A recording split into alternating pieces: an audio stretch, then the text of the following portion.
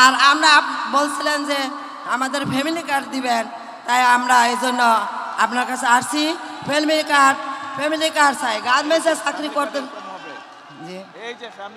এই যে family card এটা প্রত্যেক ওনার মতন প্রত্যেক মা এরকম একটি ফ্যামিলি কার্ড পাবে ইনশাআল্লাহ, বিএনপি সরকার গঠন করলে। হ্যাঁ, এটা ধরেন 95 ওয়ার্ড। আপনার নামটা কি? আমার নাম লিলি। এটা কাছে নিতে হবে মাই। আমার নাম লিলি। আচ্ছা, উনি 95 নম্বর ওয়ার্ডের 95 নম্বর ওয়ার্ড তো ভাষান থেকে মধ্যে পড়লো না? হ্যাঁ। আচ্ছা, তো এখন বোন আমাকে একটু আপনি বলেন, আমরা জুয়েলের কথা শুনেছি একটু আগে, জুয়েল যে বলে গেল ওইখানেই থাকে, তো এই এলাকার মূল সমস্যাটা কি?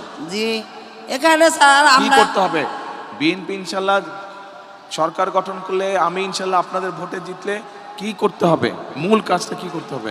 আসসালামু আলাইকুম। আমরা বস্তিবাসী, আমাদের কিছুই নেই। আমরা চাই যে আমাদের একটা পুনর্বাসন হোক।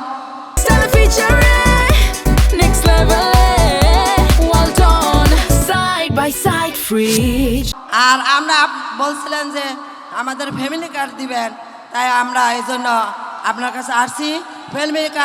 ফ্যামিলি কার্ড চাই, গার্মেন্টসে চাকরি করতে।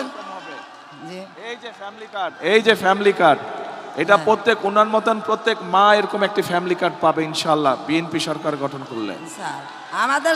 আমরা এটাই চাই। আমাদের দেশ বাড়ি নেই, নদীতে সব চলে গেছে। আমরা চাঁদপুর ছিলাম, কিন্তু এটাতে ফ্যামিলি কার্ড তো শুধু এক মিনিট বোন, ফ্যামিলি কার্ড তো ইনশাআল্লাহ আপনার মতন যারা মা তাদের সকলে পাবে সারা বাংলাদেশে ইনশাআল্লাহ। আমরা সবাই ফ্যামিলি কার্ড পাবে ইনশাআল্লাহ। কিন্তু এলাকার কি সমস্যা এটা বলতে হবে তো। এলাকায় আমাদের বাড়িঘর নেই, আমরা একটা পুনর্বাসন চাইছিলাম।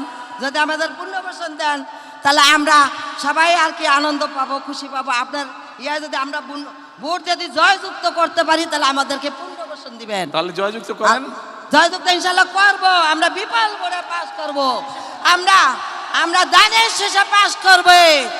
আল্লাহর রহমতে দান, আমরা জীবন দিয়ে আল্লাহর রহমতে আমরা দানের শেষে পাস করব ইনশাআল্লাহ।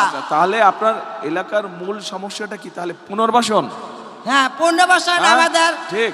পুনর্বাসন মূল সমস্যা। পুনর্বাসন আমাদের ফ্যামিলি কার্ড। পুনর্বাসন, হ্যাঁ, পুনর্বাসন আমরা চাই। ফ্যামিলি কার্ড তো শুনেন, কথা শুনেন। ফ্যামিলি কার্ড তো আপনার মতন মা যারা তাদেরকে দিব, ওটা একটা ব্যাপার। আর এলাকার ফ্যামিলি কার্ড তো সারা দেশে অনেক স্যার, অনেক লোকজন লেখাপড়া করে এমবিবিএস পাস করছে। অনেক লোকজনের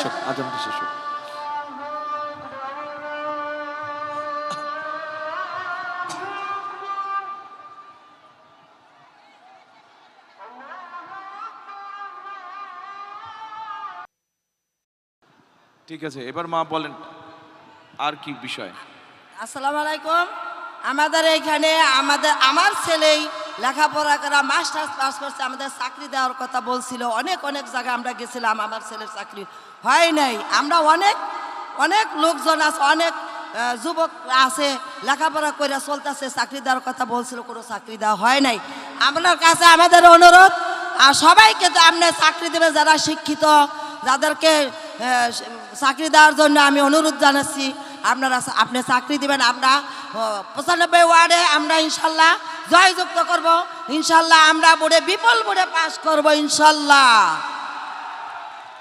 আচ্ছা, তাহলে এই বোন একটা কথা বলেছে যে 1 নম্বর হচ্ছে যে পুনর্বাসন, 2 নম্বর হচ্ছে যে যুব সমাজ বা তরুণ সমাজের অনেক সদস্য আছে যাদের কর্মসংস্থান বা চাকরির প্রয়োজন, তাই তো নাকি? এটা আরেকটা সমস্যা।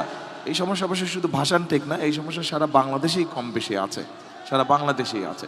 আচ্ছা বোন বসেন, আপনি তুমি আসো ভাইয়া। আসসালামু আলাইকুম।